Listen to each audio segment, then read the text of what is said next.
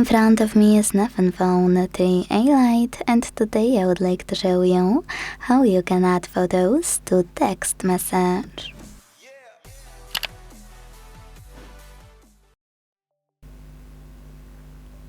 First of all, go into Messages app and select or create a chat. Wherever you decided, when you're ready, click on this icon of a camera and the photo at the bottom left corner and tap on all of your pictures you wanna attach. If you can't find them here, just click on Photos, look for them in Photos app and tap on the one you wanna add.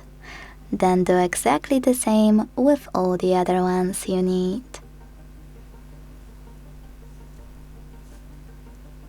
If you wanna take a photo and add it, click on the same icon here, and this time use those two arrows at the top right corner of camera section on the left.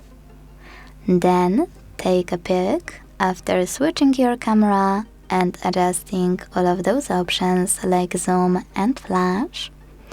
And after you snap a photo, it will be automatically attached.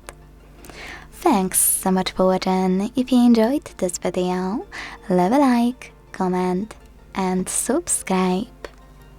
Bye!